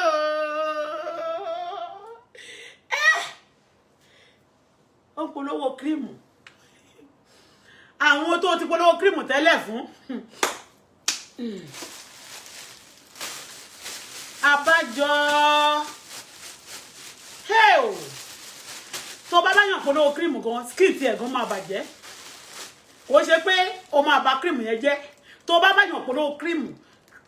skin ẹni yẹn gan á tún bàjẹ́ kò ṣe pé cream yẹn máa bàjẹ́ nìkan because skin yẹn ti gbé error 1, error 2, error 3, error, everything error. Ọmọdé sì tó fi gbé error because ọ̀rọ̀ ọlọ́rọ̀ ló máa gbé sórí. A ní kó wọ́ mọ́ tó bá dẹ̀ ń ṣe ṣọ́ru make sure pé o ṣe kíni pé àwọn ọmọ ẹ síbẹ̀ tó ráwọn ọmọ ẹ ti di fẹ́ẹ̀kì bóyá Ọlọ́run lè rectify kò tí nǹkan tọ́lọ́run ò lè ṣe o ṣùgbọ́n táwọn ọmọ ẹ bá gbà ní o tí ìwọ gangan bá gbà torí ìwọ bó ṣe wà yẹn nígbà tó bá tẹ̀ tún fẹ́ lọ fi òmò ṣò Ọlọ́run má jẹ́ ń bá wọn ṣorí burúkú láyé mi ó lọ fo dídí àwọn ọmọ ẹ ó lọ fi gba pàṣípààrọ̀ ewé fẹ́ẹ̀kì ewé gbígbẹ tí ò tún ṣe ewé tútù ewé gbígbẹ tó pa atẹ́gùn máa kọ̀ fẹ́ atẹ́gùn fíríjì lásán máa fẹ́ dànù ó lọ fi àwọn ọmọ ó lọ fi ṣe pàṣípààrọ̀ ewé wàá máa pa jẹun ní àná oúnjẹ tó ń jẹ yẹn ó dàbí ìgbẹ́ ọmọ tuntun wọn kì í fi apá tọ́kì frozen turkey wọn kì í fi ṣe gbẹ̀gìrì òun gbọ́ ẹja ó ní bó ṣe ń ṣe gbẹ̀gìrì wọ́n wá fapá tọ́kì ó wá fi ń jẹ gbẹ̀gìrì ṣé wọ́n fapá tọ́kì ṣe gbẹ̀gìrì ní kí ló fi gbẹ̀gìrì tó ń jẹ ó wá ṣọwọ́ yàmàyàmà gbogbo abọ́yẹn náà kó dọ̀tí gbogbo ẹ̀rí yàmàyàmà plate tó ń gbé sí ó dàbí ìtàn máa fi ń gbẹ́bọ lọ sóríta 12 kí ló ṣẹlẹ̀ gan-an kí ló dé ṣé èèyàn ló bá tiẹ̀ jẹ́ ni wo Esabod gbẹ́nu kúrò lọ́rọ̀ àwọn èèyàn kọ́kọ́ lọ tú ayé ẹ̀ ṣe nú ayé ẹ̀ ti ta ayé ẹ̀ ti bàjẹ́ kọjá dáadáa o ayé ẹ̀ ti kọjá ó ti bàjẹ́ kọjá wàsá ó ti bàjẹ́ ó ti kọjá rádaràdá mi lè tàn ẹ́ jẹ́ nígbà míì tá bá fẹ́ sọ tó gbogbo ọ̀rọ̀ tó sọ fún mi ìyá èèyàn lè máa ń jẹ́ ó máa ń ṣe pé ọ̀pọ̀lọpọ̀ gbẹ́rẹ́ tó dé lọ́gán tó dé lọ́jọ́ tí Jésù dé màmí ò ṣe pé mọ́ ó yá tètè kó ewé wòtíwòtí ìṣó tó ń ta ìṣó ìsà òkú láyé ẹ̀ ṣe jo òkú níṣẹ́ ẹ̀ ṣe jo òkú ló ṣe pa ọmọ díẹ̀díẹ̀ làwọn ọmọ ẹ̀ ṣe di fẹ́ẹ̀kì ìṣó òkú òun ta lẹ́ẹ̀dì tó fi ń gbọ́kọ ọkọ ọmọ ẹ̀ ò lọ́kọ òun ta ewé come and marry me come and love me ọmọ ẹ̀ kò sẹ́ni tó lọ́ọ̀bù ìwọ kò sẹ́ni tó lọ́ọ̀bù ọmọ ẹ̀ òun ta ewé àmì kìlọ̀ tún ló ń ta ewé tó ní èèyàn máa slim down torí èmi lórí ń jọ́sí orí ọmọ tó faṣọ sára Bọ́lá faṣọ sára tó ń dán ọmọ kan tó ṣẹlẹ̀ olóò ní ewé tó fi slim down ó lè fọmọ ẹ kó fi flush gbogbo kọ̀ǹtọ̀ àmọ́ gbogbo spam tó bá ti po spam sí lára láti kékeré bó ṣe máa rí nìyẹn kọ́mọ máa ti bímọ kí gbogbo ìdẹ̀mọ̀ bóyá ló bá bí kú àbí ọmọ ó ní síbàtì ó ṣàní kan but irọ́ ìní kó purọ́ iná ní kó purọ́ iná ní ó rẹ̀ pé òun ṣayé nìyẹn o a máa ń ṣó rádaràdà rádìràdì nǹkan ń bẹ mẹ́wàá ń ṣẹlẹ̀ lórí Facebook yìí o nǹkan ń bẹ o nǹkan ń bẹ nǹkan ń bẹ ó lè rewé fún ọmọ ẹ tó máa fi flush gbogbo sísẹ̀mù ẹ̀ ọ̀tí tó lọ sí Turkey ló máa bá yí ẹ jẹ́ lágbára Ọlọ́run ó ti lọ Turkey ó ti lọ múlẹ̀ ń bẹ̀ already ó dẹ̀ ti ṣe nǹkan láti bá yé èèyàn jáyé tiẹ̀ náà bá ń bàjẹ́ nì ó ń dẹmọ kó kú dẹmọ kó gbọ́lẹ̀ bẹ́ẹ̀ ni ká tó wí Turkey o tá bá wí Turkey o tún jẹun títí Turkey ló tún fi ṣe wẹ́ẹ́dì ló tún fi ṣe gbẹ̀gìrì Turkey ní nǹkan Turkey ní ó ní àwa tá a ti ẹ̀sẹ̀ ọjọ́ kan àti lo ọdún kan tá a fi gbàwé ìwọ tó pé olóò bèrè títí olóò máa bèrè ìwé o ní lọ́bìlì wọn máa fún ẹ o olóko tó ti ẹ̀bímọ fún yín olóògbà tiẹ̀ olótún fi ẹ̀ṣẹ̀ ẹ̀yẹ́ ó ní ọdún tó bẹ̀rẹ̀ tó gba passport ó dèrè ríwé yẹn gbà ọdún yẹn ló bẹ̀rẹ̀ wèrè o ọdún yẹn ni wèrè ẹ gbókùn ọdún yẹn ló sínwín wọjà ọdún yẹn gangan ló bọ́ ṣọ́lẹ̀ ọdún yẹn gangan ló wọ wèrè finally ó mà ṣe o tó bá jẹ́ pé wọ́n ti pè ìyá ẹ̀ tó jẹ́ ni ayé ò bá má rí báyìí ìyá ẹ̀ wọ́n pè títí kò má jẹ́ o wọ́n pè ìyá Esabod wọ́n pè Fóyèkẹ́ títí Fóyèkẹ́ ò má jẹ́ láyé Esabod ṣe bàjẹ́ try kó tó bá ti fẹ́ ṣe ìṣòro yẹn kọ́kọ́ lọ bá yé àwọn ọmọ ẹ̀ kó kọ́kọ́ máa bá kọ́kọ́ pè wọ́n náà kẹ́ máa kọ́kọ́ gbàdúrà yé pray yé tọrọ ẹ̀jẹ̀ níta kọ́ máa tẹ lọ́fọ̀ kó máa lọ fowó ra kinní kan yé tọrọ ẹ̀jẹ̀ mọ́ omi ti tọ́ lẹ́yìn ẹja ẹ ò ń gbọ́ ó ní ègbè wọ́n ní olè ṣe àti sọ ṣé orí ègbè òṣẹ́ ègbè òjà ẹ lọ́mọ ẹ ló lọ ṣe tọ́mítọ̀ ló lọ ṣèdí èpè ló jà ẹ́ mẹ́ èpè ló jà ẹ́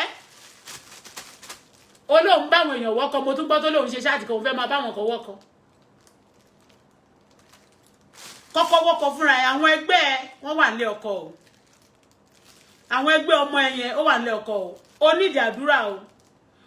ọkọ ẹ ó fẹ́ ọkọ àkọ́kọ́ ó kú ó fòṣọ́lẹ̀ ó kú ọmọ ẹ náà fẹ́ ọkọ ọmọ yẹn kò ṣe mímọ̀ tí ìyá bá ti ṣe ọmọ ti ṣe ó dẹ̀ ronúkúwàdà òun ṣe ìka ẹ lọ lójoojúmọ́ ni ẹni bá dẹ̀ ti ń ṣe ìka máa ká ni tẹ́rọ́rìsì nìyá láti ilẹ̀ tẹ́rọ́rìsì olórí àwọn apààyàn ó wá ní kó dáa fún ẹ wá lé pé òjà ẹ ó wá ní wọ́n ń ṣépè ṣé ọ̀rọ̀ owó èpè lára ẹ ni I can see lójú ẹ kò sẹ́ni tó bá rí ojú ẹ tí ò ní mọ̀ pé nọ́mbà first class èpè ee ni lè pè tó ń jà ẹ kò sí ẹ̀fún bẹ́ẹ̀ lè pè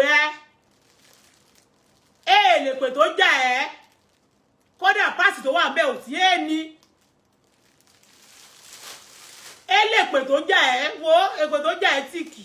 ó lè kú ìjà ọ̀rẹ́ ó gbámúsẹ́ èpè tó jà ẹ èpè tó ń jà ẹ ó lè jù èpè ní ló máa mú kó máa bèrè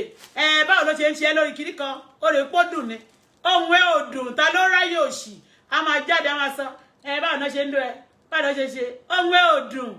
ohun ẹ ti kan Ọlọ́run ti kẹ̀yìn sí ẹ kì í ṣayé Ọlọ́run ló kẹ̀yìn sí ẹ ló mọ̀ọ́mọ̀ fi kíkan sóhun ẹ ó fi kíkan sójú ẹ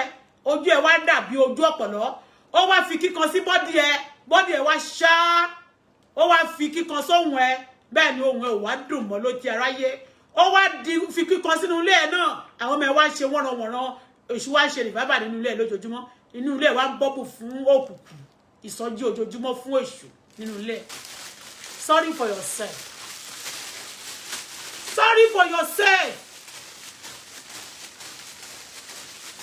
oníranù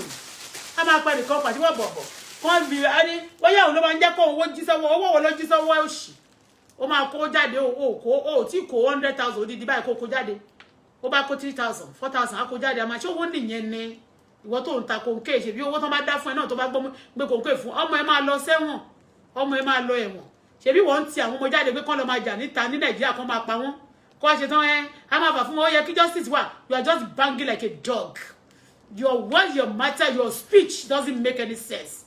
it got nowhere it move no inch ogba kò move inch kò move bí kankan ọ̀rẹ́ kò tà agbọ́dọ̀ justice gbọ́dọ̀ wà fún ẹnu iná nìkan ni tó bá tún wá nìkan tó lọ tó lóko máa ní òun wá sọ bíbá yìí sí òun wá ń tajà ní kí ló ń tà gan tó ń pè rẹ̀ ń sára ta kí ló ń tà gan àwọn agan tó tẹ̀ ń pè lọ́tò ká tó wá sórí bí gan tá a jẹ́ ọ̀tò tá a tún promote tá a ṣe jẹ́ tá a ń tòwò tó jẹ́ pé aṣọ gan àti gbẹ́yìí ló kéré jù nínú nǹkan tá a ń tà ó àpariwo wọ́n dáriwo kọ́ ni mísíkì ó ti ń pariwo jù làwùlàwù ẹ ti pọ̀ jù kó sì dànù ó ní kì í ṣe pé kéèyàn wọṣọ ni wọ́n fi pé kéèyàn lówó front seat àwọn ilé tó rà sí tọ́kìnì ẹ fẹ́ẹ̀kì ni ilé yìí ń sìn báyìí èmi náà níwèé mo lè kó jáde bọ̀ tèmi ò lè máa bọ́bọ̀ jáwúra torí pé mo kọjá lẹ́bù yẹn kí ló fẹ́ máa Ọlọ́run má jẹ́ gbéraga òtí mú màá máa gbé ìwé wọn stamp ilé náà bíbá náà pé arẹ́ǹtì ẹ tó bá ti rẹ́ǹtì lé wọ́n fi stamp sí red stamp pò rẹ́ǹtì ó dì bẹ́ẹ̀ wọ́n máa ṣe é ṣe nílùú oníkálukú wọ́n gbé fún pò rẹ́ǹtì bíbá yìí o for list kìíní kan ìyẹn ló ń sọ pé ilé ẹlẹ́lẹ́ yìí kí ló tiẹ̀ wá sọ gan ibi táwọn tẹ́rọ́rìsì ń gbé ilé tẹ́rọ́rìsì ní ìlú Boko Haram ìlú tẹ́rọ́rìsì ibẹ̀ ní Turkey ìyẹn ló fi ń ṣakọ òrálé sílé bàbá ẹ̀ ó pé ẹnìkan nílé illegal migrant ipe refugee ni wọ́n ìwọ tí babalá refugee ni ẹni tó gba ìwé passport dání tí ò lè dé ìlú ẹ̀ mọ́ babalá refugee ni ẹ number 1 first class refugee ni ẹ rádaràdá somebody níjọ́ sí onígbé kò sí aláṣẹ kankan sí aṣọ kan àrí pàṣípà bọ̀bọ̀bọ̀ ní ìgbádá kìríkan òòrí ni pé gbogbo tó sọmọ mi ara ẹ̀ ló ti dáhùn ni òkò tó bá sọmọ pẹ̀lọ̀pẹ̀ sọmọ ní bá kò sẹ́ńdà láfi ṣe fún ẹ ìwọ aṣọ ẹ máa wọ́wọ́ wàá aṣọ tuntun báyìí lọ́wọ́ tí ì débẹ̀ ó ì máa débẹ̀ fún ẹ wàá aṣọ tuntun lọ́jọ́ kan báyìí á dẹ̀ fàyà pẹ̀lẹ́ mọ́ ẹ lára ó tí ì rí yẹn ó máa tó débẹ̀ fún ẹ ó máa tó débẹ̀ ó tún sọ lánàá sí pé kò ní capital kò ní capital show your capital ṣèbọ́jà tí wọ́n ń tà kò nídìí capital tó bá Ọlọ́run ní jẹ́ ń tewé lórúkọ Jésù ọjọ́ yẹn àwọn tó tẹ̀ ń tewé gidi gan tó jẹ́ pé ewé gidi mo ti sọ fún yín o ẹ̀yin tí ojú yín bá wú bíi ti ojú Esabod ẹ pè mí o ẹ̀yin tẹ́ bá lóde orí bí orí Esabod bí ó ṣe ní ògùn wà fún ṣó ti yé yín ní o mo mọ̀ pé ẹ̀yin èèyàn tó wà lábẹ́ bí kò ní èmi kọ́ mò ń ta o ọmọ bí ọmọ ìlú kan bí àwọn ìlú kan wọ́n ta fọ̀rí wọ́n ní ṣọ́ọ̀bù ṣó ti yé so èmi ò dẹ̀ kí ṣe pé mo máa fọwọ́ sí iye tó bá ta gangan mo kàn fẹ́ ẹ̀pù yín ni o ìwọ tẹ́yìn ẹ̀ bá jóná ẹ̀yọ ìwọ táwọn ẹ̀ bá ti ṣá tó ti mu kókè títí bí ti Esabod ìwọ tẹ́sù bá ń ṣe revival nínú ilé ẹ̀bí ti Esabod ìwọ tó bá mu rọ́pa jù ògùn rọ́ pípa a máa bá yín wa bó ṣe jẹ́ nìyẹn ìyá èèyàn lèèyàn máa ń jọ òun bóun ṣe wà ń sìn òun ò ṣe pé Esabod tó jẹ́ pé ó pè lórí iṣẹ́ tó ní kó máa ṣépè fún àwọn ọmọ ẹ̀ kì í ṣe mi Bọ́lá tí àwọn èèyàn bá pè tó bá ní kó máa ṣépè fáwọn ọlọ́mọ lórí Facebook yìí tá bá ti wá ṣe pé tó ti mọ̀ tó mọ̀ pé òun lòun dá gbogbo wàhálà sílẹ̀ òun lòun kógun tiẹ̀ á máa ní ẹ má worry èpè yóò lè jà yín wọ́n jẹ́ ká máa ṣe lọ bẹ́yẹn bóyá kò ní jà ẹ́ èpè ń jà at last lójú wa lójú wa o lójú wa ló máa happen lójú wa ló happen táyé ẹ bàjẹ́ ọmọ ẹ bó ṣe dé tó lòun lọ ṣèdí yóò kó rọra pámọ́ra kó rọra máa kó tiẹ̀ tún purọ́ pé ewé kan tó ń tà ló tún jẹ́ gidi yọ kó tún purọ́ o tún wá sọ pé lọ ṣèdí ni o ṣe bó ló ní ewé tó ń yọ̀dí ewé tó ń sílìmù kò sílìmù tinú ọmọ ẹ aláyé bàjẹ́ jealousy killer ó wọ ọmọ yìí pé ọmọ ló ga báyìí ọmọ ló tú sí gbọ̀lẹ̀ ọmọ ló straight báyìí ọmọ ló ní fèsì ló ní ṣíkì ló ní gbogbo olóyè onídìí ìdí tiẹ̀ gbágungbàgún bíi di gorilla ni gorilla blood ó ti sọ pé ọ̀bọ ló wà nínú ẹ̀jẹ̀ ìdí ẹ̀ gbágungbàgún báyìí ni bó wọ ṣòkòtò ló máa rí gbágungbàgún bó wọ tó máa rí gbágungbàgún a máa sọ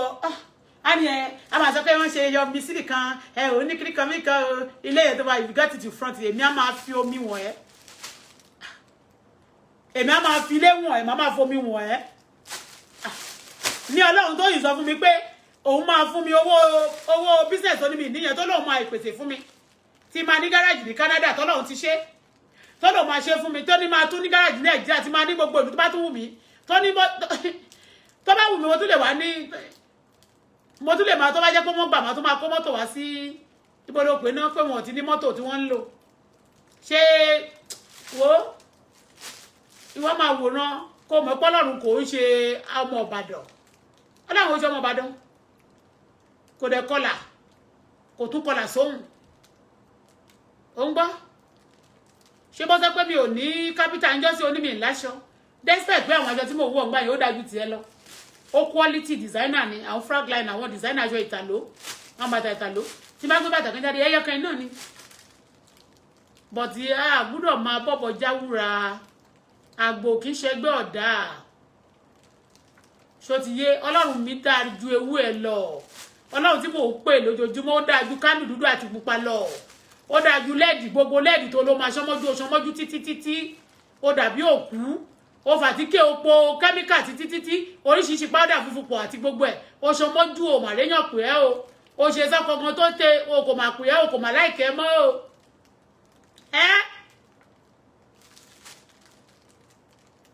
sí yẹn kò mà ṣiṣẹ́ o mà níṣó tó fi ń kọ́ èèyàn mọ́lẹ̀ ó mà kán ẹni kọ́ àwọn èèyàn mọ́lẹ̀ títí wọ́n mà ń já o ìṣó ò mà ṣiṣẹ́ o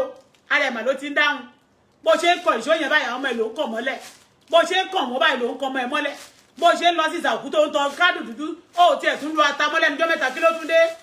ó tún lo ata àti gbogbo nǹkan tó máa ń lò yẹn ni kí ló ṣẹlẹ̀ ṣáta ti tán ni àbí kò sówó láti fi rà á gbé pépà jáde ègé èkó tún dáwó fún ẹ àmọ́ láwọn ọmọ ewé lówó Ọlọ́run má ṣe mí lọ́mọ ewé ọmọ ewé báwo ewé báwo orúkọ ẹ ò dáa ọmọ Jésù là wá àkíṣe ọmọ ewé ọmọ Ọlọ́run ni wá tó nílẹ̀ tó ní gbogbo nǹkan tó fún alágbára láti tẹ ejò àti àkékè mọ́lẹ̀ àwọn ohun tí ọmọ ewé àti ọmọ egbò bẹ́ẹ̀ ni ọmọ Ọlọ́run ni wá aláyé ta ẹ lọ wá nǹkan ṣe o òṣìpàdà bàṣípà bó bàbò kó lọ kó gbogbo eke gbàlùpàrù kókó dànù oníke òṣì wọ́n fún lówó máa ní o máa gbé píkẹ́ nìkan wá wọ́n sọ sí yóò lọ gbé ibìkan tó ti sọ léṣi tó bá ti sọ báyìí ló máa gbé wá èmi máa ṣe ṣáàtì fún ẹ máa korúkọ ẹ síbẹ̀ yẹn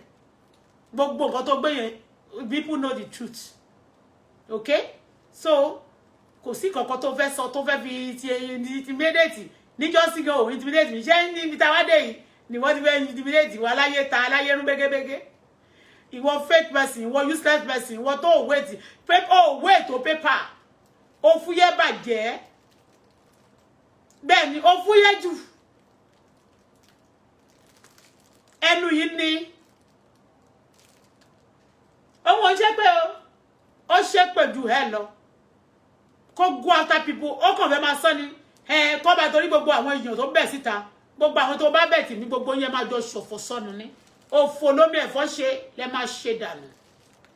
gbogbo àwọn tó bá tún support ẹ fún iṣẹ́ burúkú tó máa ń ṣe òfò ní gbogbo yẹn máa ṣe rádaràdá rédèdè ló máa ń gbẹ̀yìn òṣùpá ló máa gbẹ̀yìn ẹ tó kún bọ̀ olórí ibú ìyá ẹ̀ ò lọ lóyìnbó bàbá ẹ̀ ò lọ lóyìnbó kí ló dé tán fẹ́ ń tòkùnbọ̀ náà kì í ṣe tòkùnbọ̀ lórúkọ ẹ torí burúkú dé gbórí burúkú wọlé ọmọ gbèsè dé Jábẹ́sì no remedy olórúkọ ẹ báwo ló ṣe máa jẹ́ Tòkunbọ̀ ṣé tí bàbá tún lọ sí ìlú òkè ẹni pé mi kúrò torí mọ́mí ẹ̀wọ̀n ló máa ń ṣeré lọ sí Niger ṣé Niger tún jẹ́ òkun ni ó jẹ́ òkè òkun ni ṣé ọjọ́ òkè òkun ni ṣèbí lọ́nà táwọn èèyàn bá dé láti lọ́nà gbà yẹn tó bá bímọ ọ̀nà máa ní Tòkunbọ̀ ṣé tí bàbá tún dé láti Niger ó tún di pé Tòkunbọ̀ ṣé mo sọ fún yín pé Niger nìyẹn máa ń ná ọmọ ọ̀dọ́ ilé abọ́dẹrùn aláyé bàjẹ́ ó ní sórí kan tí mo tún fẹ́ sọ gan bọ̀ mi ò fẹ́ sọ púpọ̀ torí táìmù ti lọ after 5 báyìí bẹ́ẹ̀ ni after 5 la wà mo ti lo 2 hours ẹ má jẹ́ ká fún wọn jẹ púpọ̀ ṣùgbọ́n tó bá ti bẹ̀rẹ̀ jẹ́ ká wò owó yóò ti bẹ̀rẹ̀ ṣáàtì tó bá ti bẹ̀rẹ̀ ká fi sí fún a máa gbé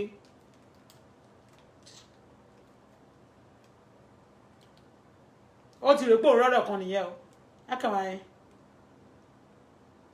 don't send me Ayonda I don't want Ayonda you give me any Toyota.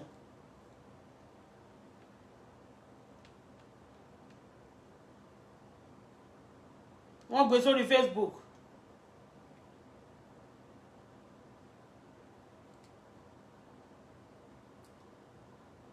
gbogbo yín pátá ni wọ́n máa prove gbogbo yín tẹ́ máa sọ pé kọ́ lọ́ máa protect kọ́ máa lọ face ìjọba.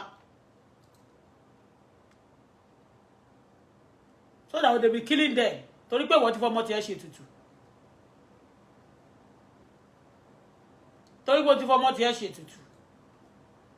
Ó ti fi ṣe ètùtù owó. Ó ti fọmọ ṣe ètùtù. Ó ti fọmọ ṣe ètùtù o. Owó náà ò dẹ̀ ya, owó náà ò dé. If you got something, flaunt it. Tí irú opera bá ń sọ̀rọ̀ sí àwọn ayé tí mo love nìyẹn. Bírú àwọn ọ̀gbàrá ìdájì àti dúpẹ́ alákìjà àwọn èèyàn gidi àwọn ayé tí mo love àwọn Ṣadé Ọkọyà àwọn èèyàn tí mo love tí mo tó jẹ́ tẹ́ pé mo fi ọlá àwọn tọrọ àmà ní if you got something flaunt it àwọn ẹgbẹ́ ìṣòro pé èmi ò kì í ṣèrò orí Facebook o but bí báyìí just for us to talk ìwọ fake person yẹn orí Facebook nìkan ló ti ń function tó bá gbé dé real life o function tó bá gbé dé real life o ló máa ìwọ gan máa di tẹ̀tẹ̀ ni oh function ní real life àwa function ní real life Ọlọ́run ní jẹ́ kinní kan tí ò ní jẹ́ function ìwọ ò function ní real life Facebook nìkan ni kó máa halẹ̀ iná ní lórí ẹ̀yìn kámẹ́rà gbogbo fóònù fake made in Turkey fóònù tó kó dání ó jáde ni mo máa kó wà bí ó jáde aláyé ta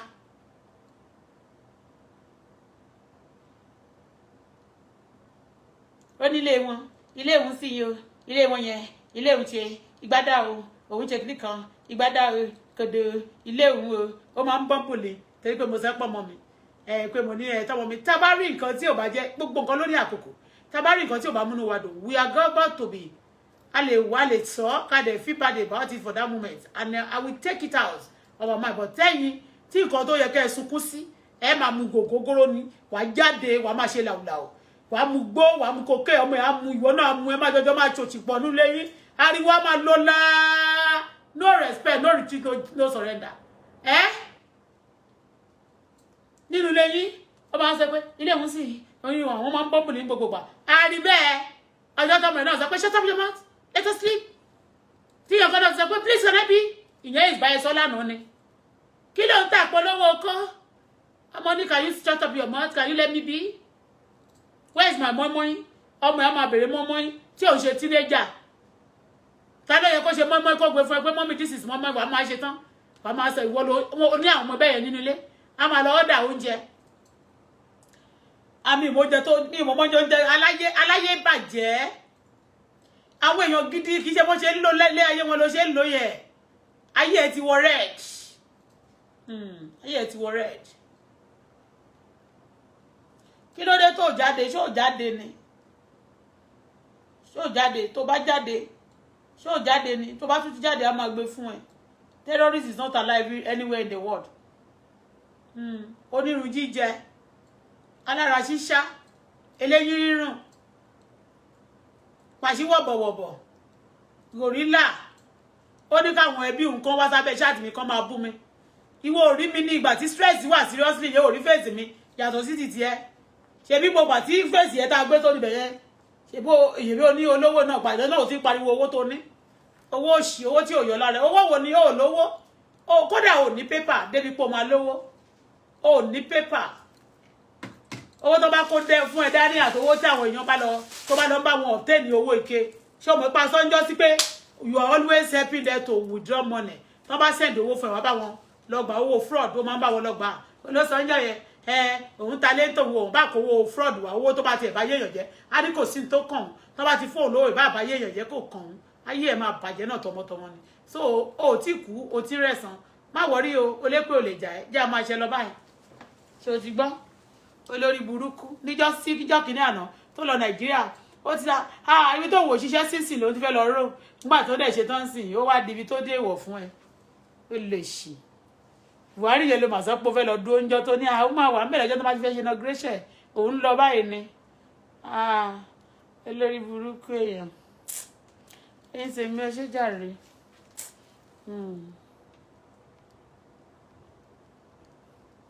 wọ́n pọ̀ bí náà tẹ̀ ti bú mi dáadáa wọ́n tó ti ta wọ́n pa ara ló ta wọ́n ṣe mọ́ ó ẹ̀dẹ̀ jẹ́ gbó lórí yẹn wà ná mo fẹ́ forí kan sí tí mo fẹ́ jójó sí á fún ẹ kí n tó má lọ. She is the who is not from Ondo. I'm from Akoko Ìkàrẹ́ ni ọmọ Olúkàrẹ́ àlè ọmọ orógun máa sàmọ́ aṣọ tèmárò ọmọ àtijọ́ aláṣẹjùbọ̀ mi gbóná ọmọ òrùlé barí ọ̀kọ̀rọ̀kọ̀rọ̀ ọmọ abẹniwájú àbẹ̀yọ̀ wájú ẹyẹ bàbá ẹ̀ ọmọ adélé tejiteji ọmọ òṣọ́kọ̀ èkìtì sọ́kọ̀ àkókò ọmọ gbárígi gbàrígi bí ò bá ṣọbọjọ́ ojúmọ́ àṣọjọ́ léyà ọmọ olókè méjì takọta ọmọ òrùn àkókò rèé o ọmọ Olúkàrẹ́ àlìlà bẹ́ẹ̀ ni akọ́làpọ̀ òrùnkú ọkọ̀ dúdú ọkọ̀ pupa ọkọ̀ yìí gbọ̀rọ̀gbọ̀rọ̀ tí ń ta ìṣílẹ̀ lọ́jà ọba bẹ́ẹ̀ ni àkókò nílé Ìkàrẹ́ náà bí mi ìtúnṣe àkókò jọ́sẹ̀ àkókò Ìkàrẹ́ ni ọmọ Olúkàrẹ́ mi rèé ọmọ Olúkàrẹ́ àlìlà ọmọ arógun má sábẹ́ ni ọmọ tó wà lọ́wọ́ mi tó jẹ́ ọmọ Adébọ̀wálé family tí àwọn yẹn máa ń rógun mọ̀jàmọ̀sá ni wọ́n máa ń rógun lápẹ́ náà máa ń máa kíkọjú lójú ogun tiwọn ni mo gbé sá èmi ìsàmì anybody ẹni bá lò máa pa mí máa parẹ́ ẹ̀ ní tó bá ṣe bí fún mi bí máa bá ẹ tó bá gbógun tèmi ogun á dìde sí ẹ tó jọjọ orí ẹ lọ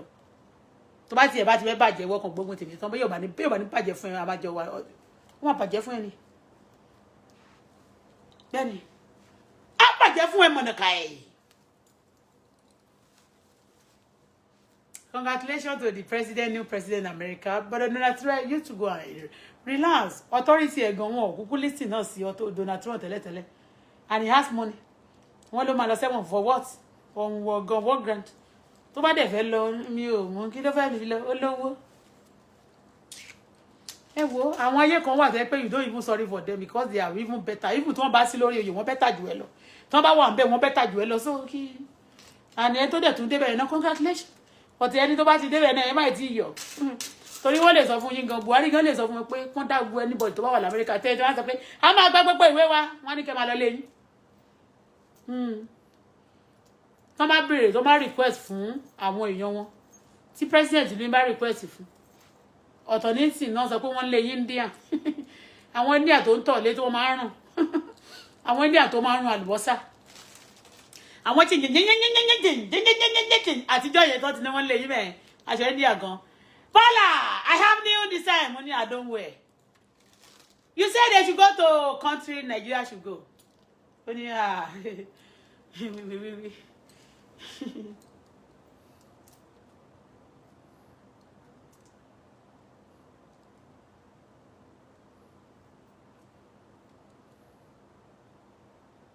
ẹnìkan ní irọ́ ló pa tó bá jẹ́ irọ́ ni mo pa that's your own cup of tea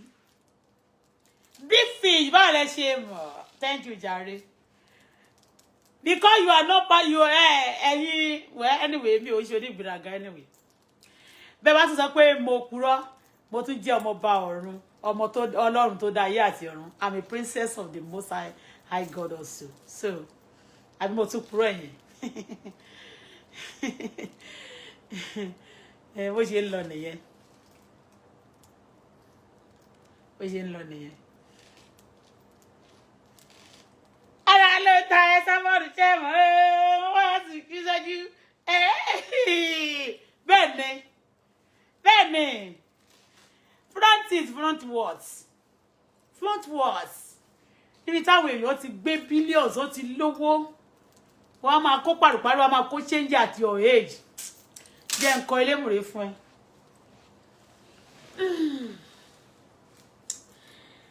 Elémùrè yẹn ní ṣé elémùrè àbálá ẹṣẹ́gun àmì kiri kan lólórí ní ìgbà ibà rẹ pọ́nmọ ọgọ́ta ọdún Esabod wo ló fẹ́ pé 60 àbí Esabod ṣẹ̀ṣẹ̀ wá ra kẹ̀kẹ́ àlòkù owó akọ wẹ́rẹ́ ní jẹ́ olúwa sí ẹnunú rẹ mọ̀mọ́dé ṣe é mi ò ìgbà Esabod pọ́nmọ ọgọ́ta ọdún ìgbà náà ló yẹ̀yẹ̀ wọ́n tún lẹ́yẹ̀ tó wá ra pàrùpàrù sínú ilé tó wá ra fẹ́ẹ̀kì aṣọ ẹnunú rẹ mọ̀mọ́dé ṣe é mi ò ó yá dírẹ́bà ò mọ̀ rárá ní kọ́nà yẹ o mo mọ̀ lọ́mọ sílẹ̀ mo mọ̀ lè nìyàn sílé o mọ̀ rárá ní kọ́nà yẹ mo lọ́rọ̀ sílẹ̀ mo lè nìyàn sílé dírẹ́bà kẹgbẹ́ mi lọ́wọ́ mọ̀ àwàwà kú o àṣẹ dírẹ́bà kẹgbẹ́ mi lọ́wọ́ mọ̀ àwàwà kú o àṣẹ. Thank you my people. Ẹ má lè sí wọn gbogbo ẹ̀yin tẹ́ sọ pé ẹ má jẹ́ ń bẹ yín tán tẹ́ ẹ ṣáà máa ń sọ lórí platform yìí wọ́n máa lọ pààyàn ní until you prove for that your speech you don't know that people the high the United Nations is watching wọ́n ń wò yín the United Nations is watching the whole world hate terrorists wàá mọ̀ tó bá ti yá kò yé wọn. Ó ní kí Esabod ṣe fún ẹ lọ́bẹ̀ lọ Google.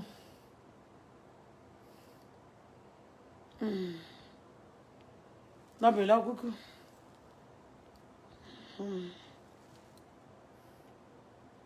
Òkè lémùrè Ògúnyẹmí ẹ ṣé o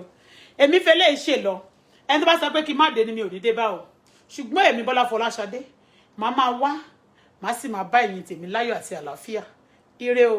ọ̀sẹ̀ tuntun la bẹ̀rẹ̀ yìí o ẹ̀yin tí ẹ lọ láti tẹ lọ síbi iṣẹ́ tẹ jẹ́yàn tèmi ẹ máa lọ re ẹ máa bọ̀ re èmi náà máa lọ re máa bọ̀ re ọmọ wa ààbò tó wà nínú ààbò Ọlọ́run adájú o lórí èmi àti ẹ̀yin àtàwọn ọmọ wa ṣùgbọ́n gba ẹni bá gbógun tì mí tó gbógun tọmọ mi tó porí mi níbi tó pè tọmọ mi níbi tó pè tọmọ olólùfẹ́ mi níbi gbogbo ẹ̀yin ẹ̀dá bẹ́ẹ̀ ẹ yo kí ọdún yìí tó parí wọ́n máa fi sọ̀kò sí ìsà òkú ẹni bá porí mi níbi kí ọdún yìí tó parí wọ́n jà yín sí òwò ẹni bá porí èmi àtọmọ mi níbi àtàwọn olólùfẹ́ mi níbi kí ọdún yìí tó parí irú ẹ̀yin ẹ̀dá bẹ́ẹ̀ ọ̀run máa fi sọ̀kò sí ìsà òkú bẹ́ẹ̀ ni wọ́n máa kọ pé ẹ gbé wọn lọ sí ibojì o ẹ gbé gbogbo ọ̀tá mi lọ sí ibojì o àwọn olóṣì àwọn eléwé àwọn olórí burúkú tí yọ wọ́n lẹ́nu ẹ gbé wọn lọ sí ibojì o ẹ gbé wọn lọ sí ibojì o ẹ gbé wọn lọ sí ibojì gbogbo eléwé òkùnkùn tó yọ wọ́n lẹ́nu ẹ gbé wọn lọ sí ibojì gbogbo tẹ́rọ́rìsì tó yọ wọ́n lẹ́nu ẹ gbé wọn lọ sí ibojì ẹ gbé wọn lọ sí ibojì oya ẹ gbé wọn lọ sí ibojì oya ẹ gbé wọn lọ sí ibojì ó lè pé òkè ń jà ó dìgbà yẹn náà ẹ̀yin tèmi lóru òní a tún máa ṣe ìṣòro ẹ pàdé mi ọmọ olójú Olódùmarè ni Bọ́lá tó jẹ́ pé dátà mi àdúrà mi ọ̀fẹ́ ni mo ń fọwọ́ èèyàn àwọn ọ̀tá mi pàápàá èpè mi ọ̀fẹ́ ni mo ń fún wọn mi ò gbowó bye bye for now love you guys ẹ bá mi ra mọ́tò Auto Success Auto Success Auto Sexy Auto brand new car bẹ́ẹ̀ni Bọ́lá lọmọ Auto Fọláṣadé Auto Tinubu Auto bẹ́ẹ̀ni ọmọ olódòdẹ relax God is on your side bẹ́ẹ̀ni ẹni rokúrò ẹ máa gbọ̀rọ̀ lọ náà ni ọmọ olódòdẹ àkànbí ọwọ́ méjì làáfẹ́ nìkan I respect you love you daddy ẹ̀yin tèmi bye bye for now love you guys.